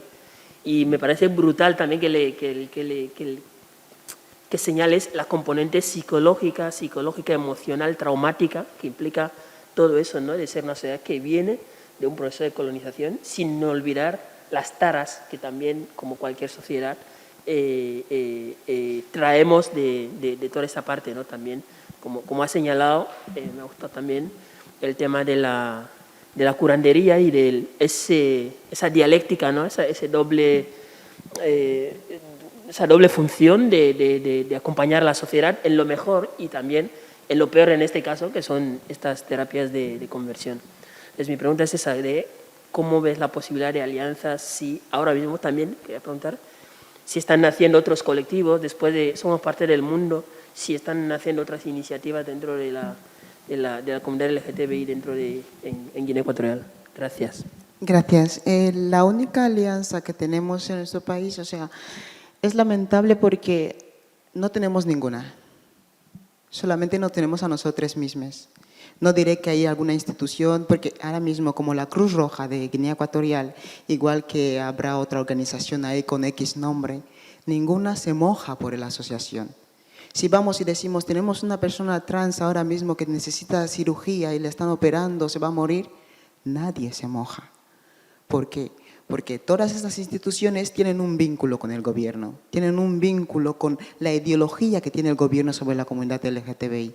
Y después de Somos Parte del Mundo no hay ninguna organización.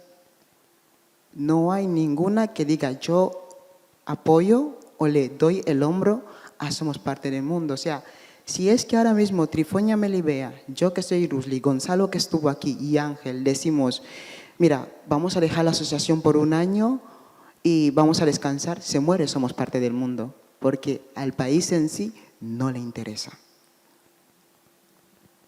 No sé si he respondido. No hay ningún interés, ninguno.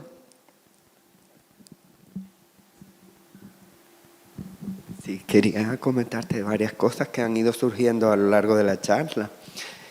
Tú hablabas de la ley de extranjería y me recordó que María Galindo, que es una activista y pensadora boliviana, en la presentación de su libro reeditado en Madrid, No se puede descolonizar sin despatriarcalizar, que nos viene bien al hilo de lo que estamos hablando, ella decía que en realidad la ley de extranjería está construida así exactamente como está hecha, para tener una bolsa de trabajadores sin derechos, con salarios más bajos y que no interesa que esas personas accedan a la competencia con los demás trabajadores de manera igualitaria. Y por eso la ley de extranjería no ha evolucionado ni se ha planteado cambiar ni nada. Otra cosa que te quería plantear, que es una duda que yo planteé a las redactoras de la reforma de la ley trans que se está debatiendo ahora, el pero que les puse fue el cupo laboral, que si una ley sin un cupo laboral, pues tampoco sirve de mucho. Y me dijeron que eso, primero hay que aprobar la ley, y luego tiene un debate parlamentario, y luego en el reglamento de la ley es donde se incorpora el cupo laboral, porque si no, no te aprueban la ley. Eran esas dos puntualizaciones.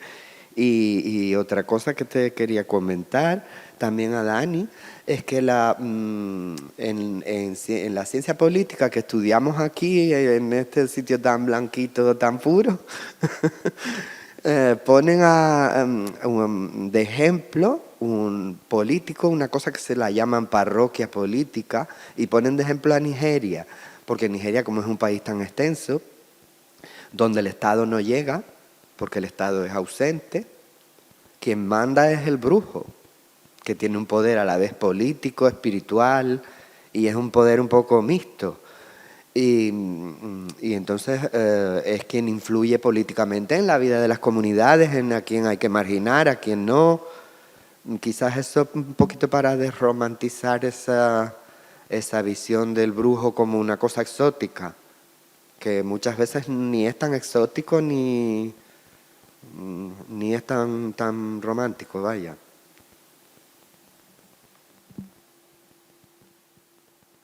Bien. bien, gracias. Has querido puntualizar, así que espero que haya sido claro. Creo que una pregunta, la tuya, cuando estabas puntualizando sobre el racismo, a ti me refiero, como no sé el nombre, sí. Cuando estabas puntualizando sobre el racismo, yo iba ahí haciendo unas chuletas, porque siempre lo hago, y quiero dejar bien claro para las personas negras que estamos aquí y para las personas blancas que el racismo que venimos viviendo también tenemos que añadirle un punto que he estado analizando esos días que tiene que ver con el racismo ideológico. Ayer te estaba hablando de ello, que es brutal, sinceramente. Porque a veces cuando hablamos aquí, como lo que estamos hablando ahora mismo de las terapias de conversión, de brujería y tal, hay cierta gente que queda mirándonos y nos dice, son fanáticos. Están tontos. ¿De qué están hablando? O sea, el racismo ideológico existe. ¿Por qué mis ideas no valen igual que las tuyas? Tú crees en la Virgen del Carmen, en el rosario de no sé quién, pero si yo te digo ahora mismo que no es ahora mismo misticismo, sino que es identidad, yo lo llamo identidad. Si yo te digo que no voy a la iglesia porque yo tengo este collar de aquí, que ahora mismo me está protegiendo porque aquí está mi abuelo, ¿por qué me tienes que mirar como una estúpida? Son mis ideas. Porque yo tengo que respetar a tu Virgen. Son tus ideas.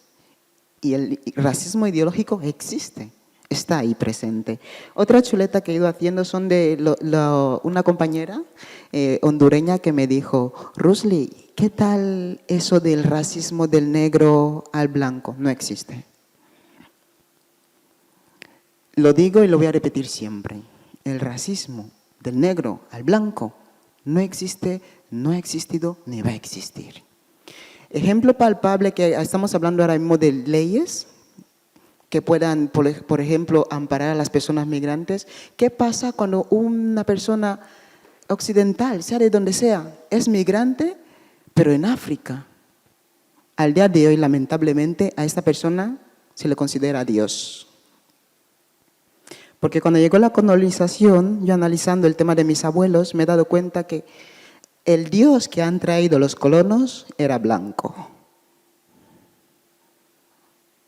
Pero ¿cómo es que esto perjudica hasta el día de hoy?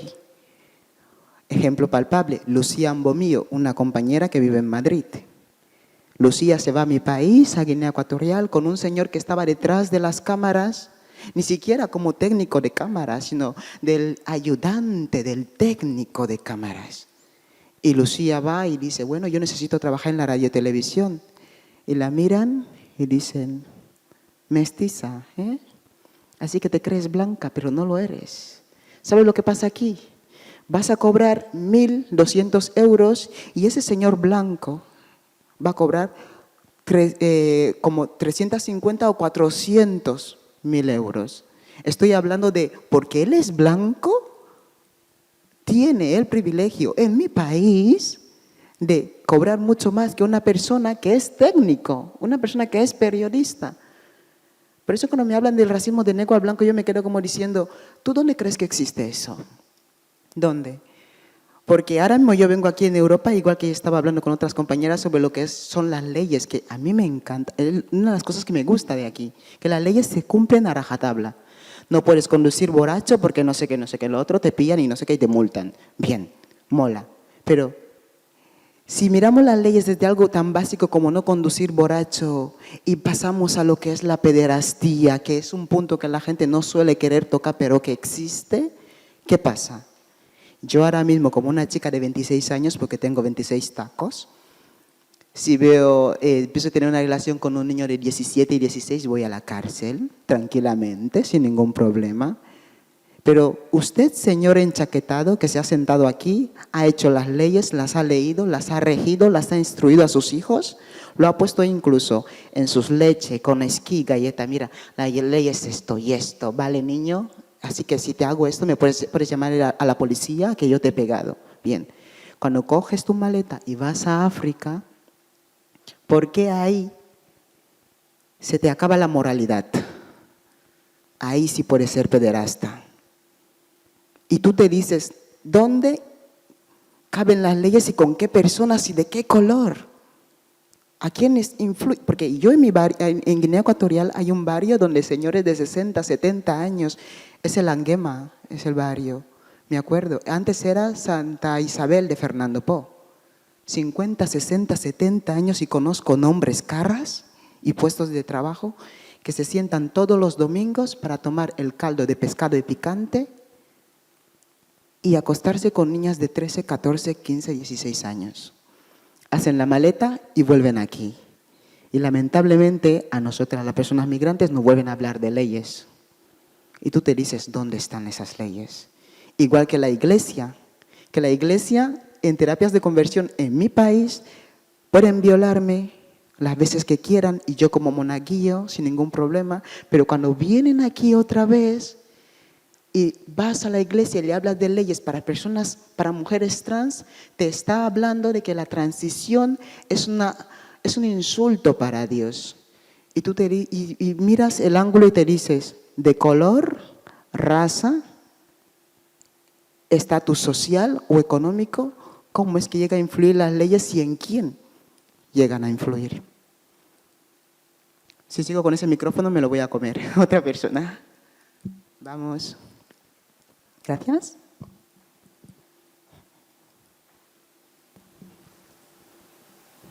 Gracias. Quería hacerte otra pregunta a nivel de, por ejemplo, antes cuando estabas hablando del tema de hacer ruido y demás, si dentro de España te encuentras más problemas cuando hablamos del tema de reparaciones, de colonización, etcétera, porque me siento como que, o sea, en España nunca se suele hablar de nuestro pasado colonial e incluso cuando se habla de ello no se ve como algo negativo a pesar de todas las calamidades que hizo el pueblo español fuera. Pero en concreto creo que, digamos, hay una doble invisibilización en la que no solo no se habla del tema, sino dentro de, o sea, cuando hablamos de la colonización de África por parte de España, como, digamos, no cogió un cacho del continente tan grande como otros países europeos, no se habla tanto como de lo que sí se habla, digamos, dentro de Latinoamérica. Es decir, sí que hay resistencia a hablar de la colonización también de Latinoamérica, pero en concreto creo que por el tamaño, digamos, se habla mucho más que dentro de África y todavía hay un montón de personas aquí en España que no saben dónde está Guinea Ecuatorial, que no saben que uno de los idiomas oficiales es el español, etcétera. Y lo mismo pasa, digamos, con la parte occidental del Sáhara y demás, que se les había prometido su independencia, pero luego no se cumplió, etcétera. Entonces, quería preguntarte si tú te has encontrado con ese tipo de resistencia, ese tipo de invisibilización de que no puedes hablar de la colonización española de África en concreto porque se tiene más en cuenta al latinoamericano, simplemente porque no existe la suficiente información sobre ella dentro de España. Y también en base a eso quería darte las gracias por también visibilizarlo, obviamente, porque creo que es importante que empezamos a tener este tipo de conversaciones. Si me he encontrado con ese tipo de barreras, pues sí, y mucho. Lamentablemente por parte de personas latinoamericanas, para empezar, y desgraciadamente por españoles. Porque tú te encuentras con personas que han pasado por tu casa, pero no se acuerdan de lo que han hecho ahí, ¿sabes? Yo siempre lo digo, no es victimizar, pero tampoco es esconder una historia que ha existido. A mí me gustaría que exista este vínculo de información, porque cuando hablo yo una vez estoy con Cristian y digo, Cristian, por favor, porque la primera vez que me reciben en el aeropuerto me hablan inglés. Hi, good morning, how are you? You are in Rusli? Digo, Cristian, yo hablo español. Dice, ¿hablas español? Digo, sí. ¿De dónde vienes? De Guinea Ecuatorial. Ah, vale. Digo, ¿dónde está Guinea Ecuatorial? Dice, no sé. Digo, ¿y ese vale? ¿Y ese habla español? ¿Qué? Hay muchas barreras y me las he encontrado, porque incluso en instituciones, cuando voy como al ayuntamiento y hablo español, ¿cuánto tiempo llevas aquí? 3 meses. Vengo de Guinea Ecuatorial. Ah, Guinea Ecuatorial. Después digo, provincia española. Ah, provincia española. Digo, hasta el 68, que está aquí, al lado. Pero es porque en las escuelas, en casa, han desvinculado todo este lazo. Yo no estoy pidiendo ahora mismo que vivamos en una misma casa españoles y guineanos, no. Pero yo considero que hay una historia ahí que no se ha contado y hay una historia que normalmente puede salvar a personas tan básicas como de la comunidad LGTBI.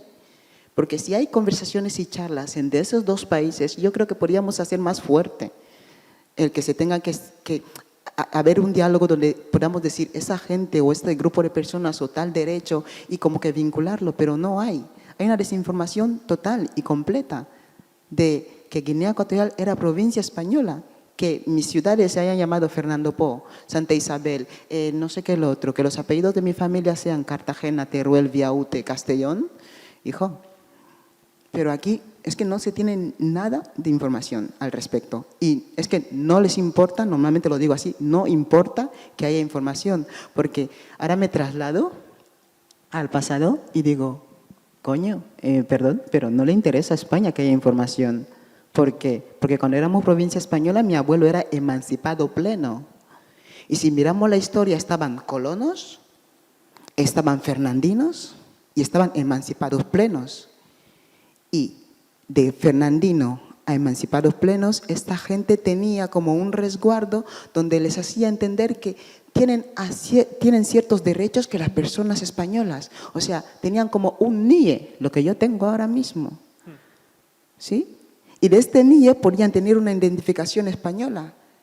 Y si todos esos documentos están en el archivo aquí, guardado, y no se quita, es porque me están dando a entender que la nacionalidad se puede pasar de 3 generaciones.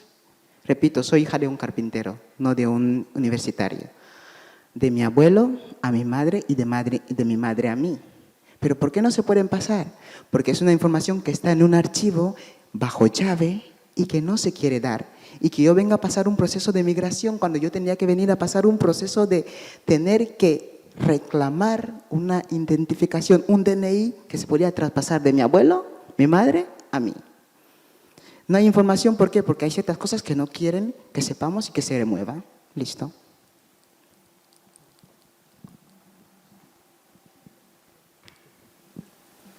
Hola. Yo te quería preguntar, que tiene un poco que ver con lo que acabas de decir, pero antes nombrabas, por ejemplo, los referentes, bueno, la falta de referentes, ¿no? Y ahora con la mención del archivo, pues mi pregunta es si, en tu opinión, crees que se debería, en la búsqueda de referentes, si se debería poner más atención a los nuevos referentes, por así decirlo. No sé si tú te considerarías a ti misma un referente, pero a estos referentes nuevos, por así decirlo, o si el mayor peso se debería poner en ese trabajo de archivo, en el trabajo de archivo con la misión de evitar como ese presentismo de esto es algo nuevo y esto no es algo que, un poco relacionado con la pregunta que él hacía antes sobre identidades disidentes en las sociedades precoloniales, etcétera. Y yo considero, como he dicho antes, que tenemos que empezar por una forma cultural. Yo no me considero referente, no sé para quién lo sería, seguramente para Dani, que tiene 11 años, mi sobrino, pero yo considero que tenemos que meternos primero en el archivo. Yo creo que no solamente las personas somos referentes, un libro es referente, un documental es referente. Así que si nos metemos en el archivo de la existencia del sí de los tiempos de las personas LGTBIQ en África, esos archivos que leen ahí ya dan una referencia. Yo ya sé que puedo acudir a ese archivo porque vengo de tantas generaciones que de ahí había una persona resistente, resiliente, una persona de la comunidad LGTBI. De ahí tenemos que partir a lo que ya es un referente físico, una yo. Antes de que exista yo, existía la palabra de mi abuela y mis abuelos, contando con los homosexuales que ejercían como reinas o que ejercían como videntes. Si ya existe esto escrito, ya puede existir yo. Mientras no exista esto, yo creo que los referentes así físicos no damos el palo. Gracias y gracias por toda tu ponencia. Gracias. Voy a pasar el micro a la gente que no ha escuchado. Así que se vendan ellos mismos, o ellas mismas, o ellas mismas. Ahí atrás hay una, ahí también, por aquí. Gracias. O subo yo con el micrófono también, ¿eh? Hola. Hola. A mí me gustaría escucharte un poco más sobre tu colaboración con la asociación ACATI, que has comentado, y cómo valoras el trabajo que hacen, en qué te parece que aporta la asociación, si es que aporta a los recorridos y las experiencias de las personas que migran y con las que trabajan, y qué límites crees que tiene el trabajo de la asociación, o porque podrían mejorar o porque tienen un marco que no permite que lleguen más allá. Me interesa mucho tu valoración sobre entidades como esta y esta en concreto. Gracias. Gracias. Yo antes de venir me puse en contacto con Akati para no tener que encontrarme en la calle, y desde que he venido estoy trabajando sin ánimos de lucro. Porque como he dicho, yo no vengo a esperar nada de España, sino que vengo a hacer un trueque. Así que Akati es la organización que me ha acogido, me da un techo, me da comida, me da ticket de metro y todo el rollo. Pues ¿cómo yo puedo colaborar con ellos haciendo activismo? Pues me he metido ahí a trabajar y me he dado cuenta que normalmente Akati hace mucho, porque es la única organización del colectivo LGTB inmigrante en Barcelona, la única.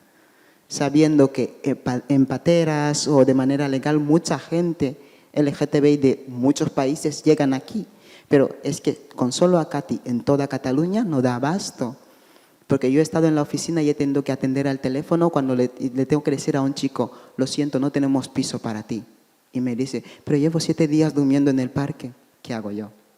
¿Le mando al Sayer? Pues el Sayer le dice, ¿ya tienes una petición de asilo? No, no tengo, pues tampoco te puedo acoger. Yo creo que Akati puede hacer más, solamente que como que está limitada por los recursos. Tendrá 2 o 3 pisos que están ocupados con personas y no puede dar el sí a todo el mundo. En toda Cataluña no da abasto. Hacemos mucho, normalmente Akati hace mucho porque se encarga de la parte psicológica, del acompañamiento, porque yo quizás venga de un país diferente y cuando llego aquí veo un ascensor y digo, este monstruo va a acabar conmigo. O veo un elevador y digo, no, yo no me subo a esto. O está ahí la caja para comprar el billete y digo, ¿y cómo se utiliza eso ahora mismo? Si yo de toda la vida he ido con monedas pagándolo todo. Pero Akati se encarga de eso, el acompañamiento. Las cosas se hacen así, aprende a coger el transporte, el metro, te da un piso, te da la acogida, ¿sí? Y te ayuda a pedir las citas para lo que ya es el proceso de la petición de asilo. Te acompaña durante todo ese tránsito hasta que tú normalmente ya puedas entrar a un programa que se pueda hacer cargo de ti. Pero mientras Akati se encarga de 4 o 5 personas, hay otras 10 en sistema de calle, que están durmiendo en la calle. Así que no hay tantos recursos, por ser la única en Barcelona. Y la labor que estoy haciendo ahí, como ya dijo Pepe antes, estoy organizando, tengo un proyecto de dar charlas sobre la comunidad LGTB inmigrante a chavales de la ESO. Como he dicho antes, en casa se educa y en el colegio también, así que yo quiero que tengan esa perspectiva desde una primera persona. También me traslado a algunos cuantos pueblos como Albacete, Campdevànol, Almansa, ¿sí? Pero para charlar con chavales. Porque yo considero que estos chavales son los que van a llegar a estar en esas instituciones donde a mí se me ha atendido mal. Así que cuando lleguen a estar ahí y vean a una persona migrante trans, o una persona gay, o simplemente una persona, sin color, sin género, sin sexo, que le atiendan como esto, como una persona. No sé. Rusli, a mí me gustaría preguntarte concretamente, en Guinea Ecuatorial, ¿existe un mercado o un uso de las hormonas en casos de sustitución hormonal para personas trans o no? Es una pregunta que te quiero hacer. Para empezar, el sistema sanitario en general, lo sabemos, es caótico. Porque las mujeres de los ministros, embajadores y no sé qué, imagínate, si vienen a dar a luz aquí es porque tenemos un sistema sanitario por los suelos. Pero para seguir, las personas trans en Guinea Ecuatorial no se hormonan. No hay un proceso.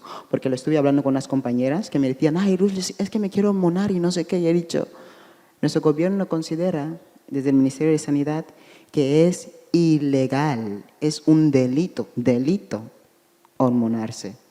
Así que ni siquiera de manera ilegal hay hormonas en el país.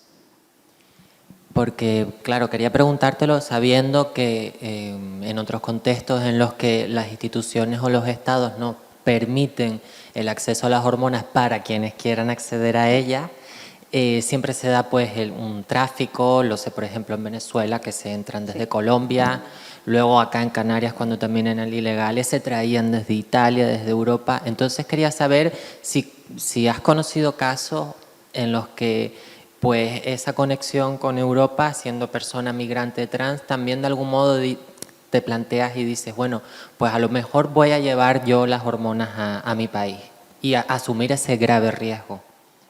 No hay ninguna puerta de entrada. Como decía, es que normalmente tiene que ver mucho con el estatus social económico. Una persona en Guinea Ecuatorial una chica trans que pertenece a la alta sociedad puede venir a España tranquilamente, se hormona, vuelve con su medicación y vuelve ahí en 3 meses.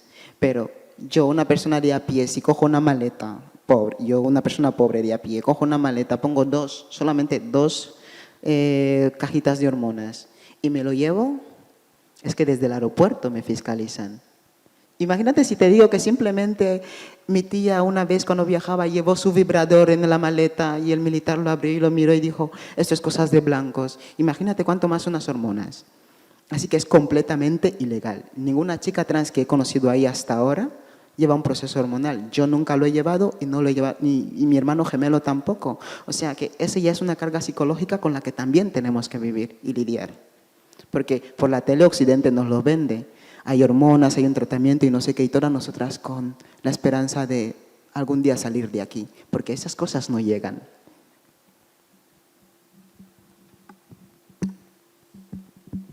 Hello. ¿Subo con el micrófono?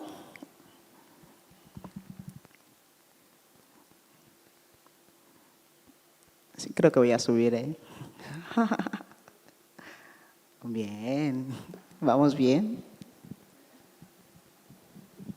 Hola, bueno, este es un mensaje para las personas con DNI español que no hayan firmado la ILP de regularización ya, aquí pueden hacerlo. Gracias. Gracias. ¿Alguien más? Si no es DNI, también alguien puede soltar lo del NI, ¿eh? Así que, o la devolución voluntaria, así que, bueno, no voy a seguir hablando.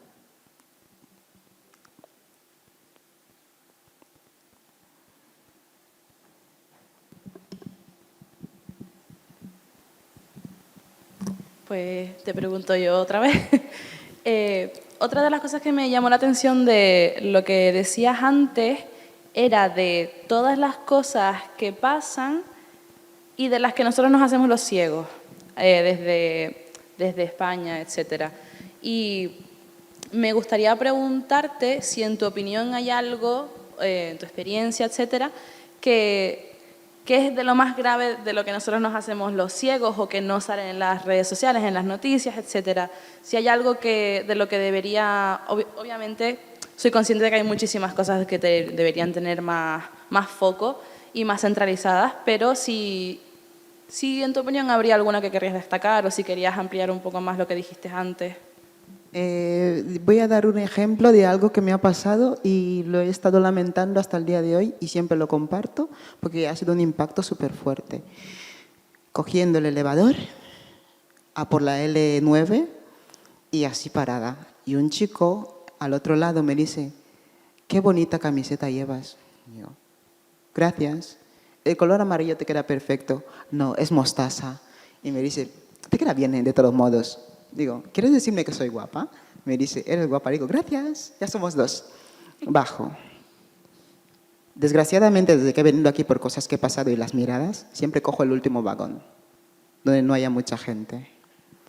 Voy, me siento, y una chica está enfrente. Abandona a un chico el primer vagón, el segundo, el tercero, el cuarto, y viene a sentarse a mi lado. Yo lo estaba contando a Pepe. Y me dice, hola, ¿ese tren va a fondo? Digo, va a Santa Coloma. Y suelta y dice, es que no tengo amigos, quiero hacer amigos. Digo, vale, no hay ningún problema, métete en un chat, o vete a tu barrio, mira tu agenda de colegas de la infancia, yo qué sé. Y dice, no, es que quería ser tu amigo. Digo, ¿por qué yo? ¿Qué te he hecho? Y suelta el chaval y me dice, abriendo el monedero, ¿cuánto quieres? 10 euros. 20, 25. Digo, ¿por qué? Es que me he enterado que vosotras las negras cobráis por eso. Vosotras las negras. Ya no es por ser trans, ya es por ser negra. O sea que si no es por una cosa, es por la otra. Y lamentablemente, mira algo tan básico que podía esa chica de ahí decir, estás molestando. Se cayó, miró para otro lado.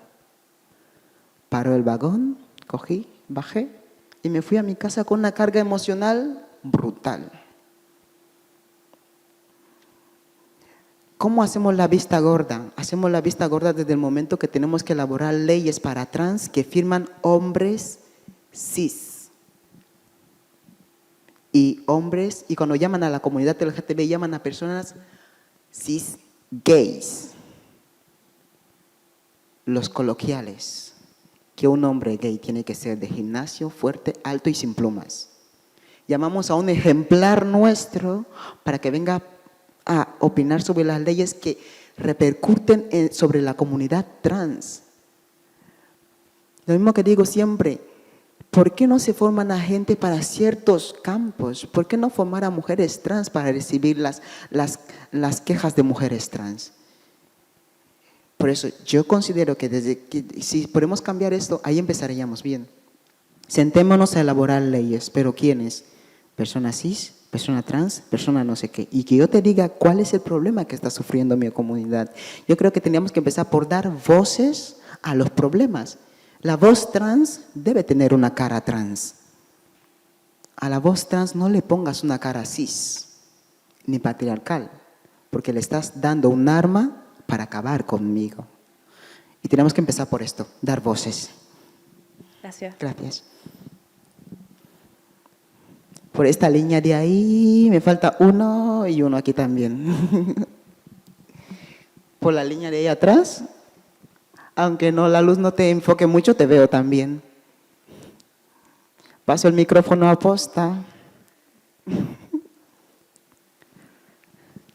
¿Qué pasó?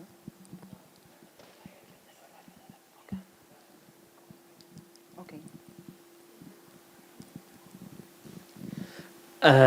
Cuando estaba interviniendo antes, se me olvidó preguntarte de qué manera impactó el hecho de que fueras sambo en Guinea Ecuatorial y transicionaras en Guinea Ecuatorial. ¿Qué? Perdón. ¿De qué manera el hecho de que seas sambo impactó en tu transición en Guinea Ecuatorial? Bien.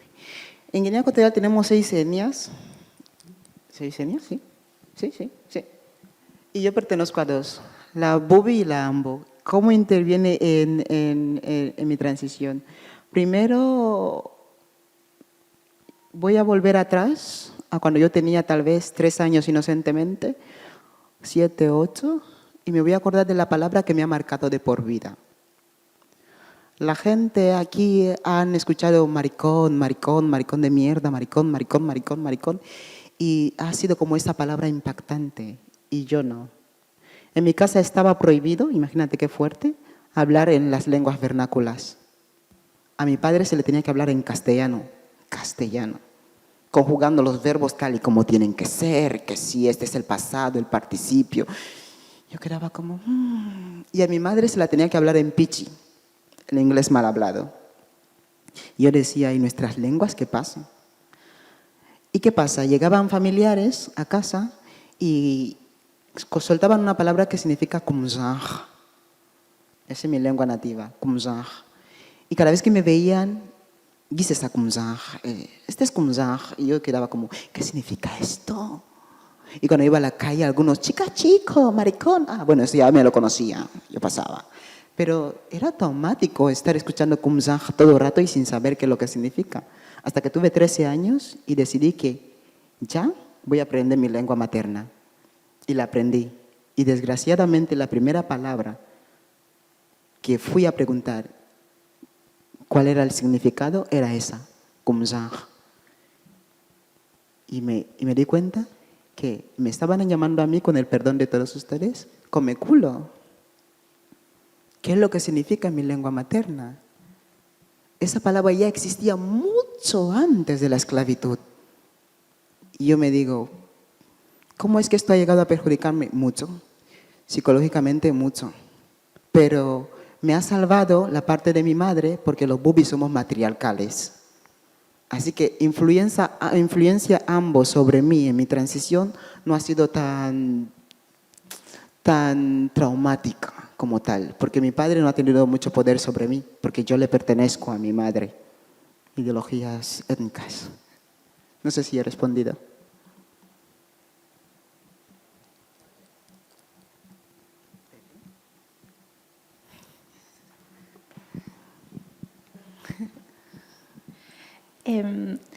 Nada, yo quería preguntarte cómo crees que las personas que estamos en la diáspora podemos apoyar el trabajo que se hace desde Somos Parte del Mundo, más allá como de visibilizar y compartir, si crees que hay como maneras de crear un poco red para que podamos como acompañar procesos que estén sucediendo en Guinea. Bueno, gracias.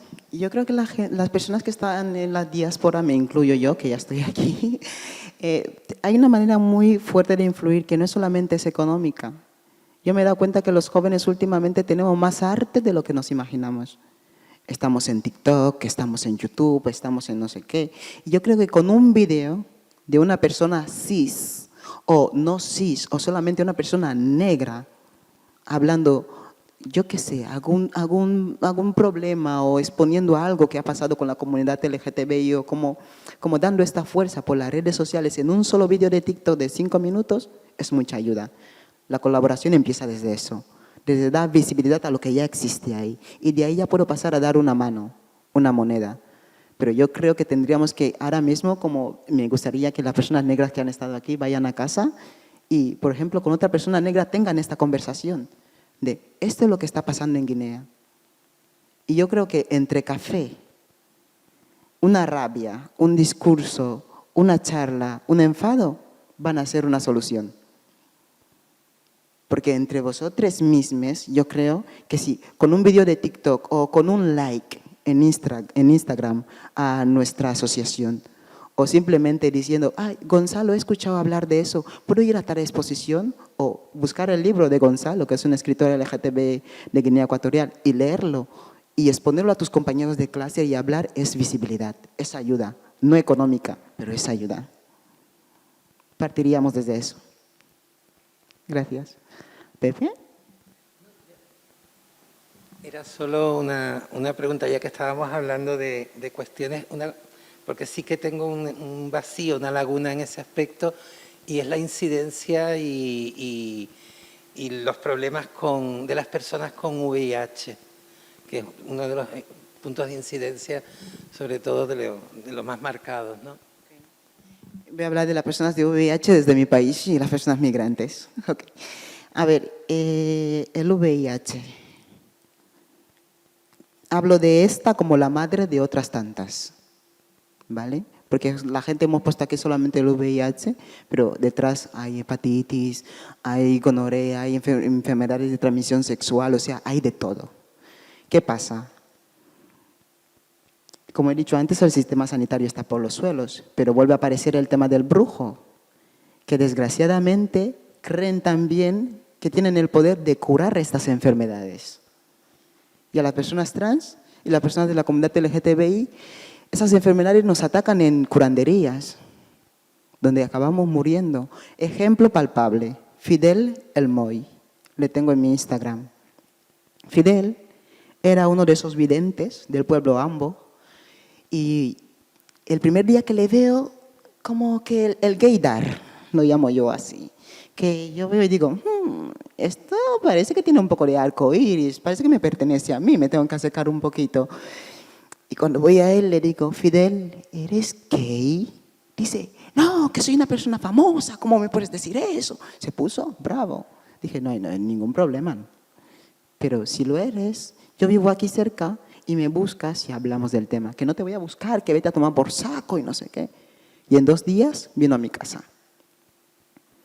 Yo tenía 19 años y Fidel tenía 40 y pico de años, 48, 49 años. Y hablamos del tema de Fidel y yo me doy cuenta, como te lo he dicho ayer, que las personas del colectivo LGTBI en Guinea Ecuatorial somos traumas andantes, no somos personas, somos traumas andantes.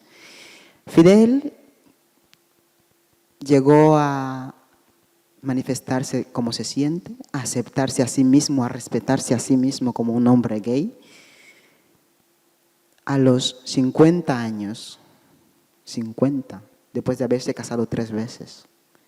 Y al año siguiente muere. ¿Por qué? Porque a las personas LGTBI la atención sanitaria en Guinea Ecuatorial, por más que diga que está la Cruz Roja, está no sé qué, lo otro, debes no tener pluma como para que te atiendan.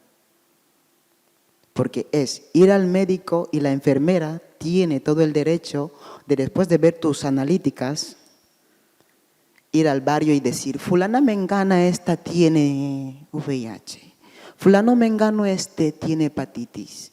O sea, esa moralidad no la tienen. ¿Y qué pasa con la comunidad LGTBI, que es la más afectada? Yo ahora mismo voy a una analítica, doy positivo en algo, no voy a ir a por tratamiento. ¿Por qué? Porque antes de que me den la medicación me maltratan psicológicamente. Y son uno de los casos en los que las personas de la comunidad acuden a curanderías, acuden a hechiceros, porque la sanidad ya les ha apartado. Y muchas de las personas de la comunidad LGTBI mueren diariamente porque no saben qué es lo que tienen, porque ir a hacer el DNI es como ir al infierno. Ir por tu medicación también es como ir al infierno, pues vivimos el día, hoy. Nos acordamos de ayer y esperamos que mañana llegue, si es que despertamos. Pero la situación sanitaria está completamente por los suelos y peor para la comunidad LGTBI. No tenemos derecho ni acceso a la sanidad. Porque la forma en la que nos tratan nos da a entender que no somos parte de esa sociedad.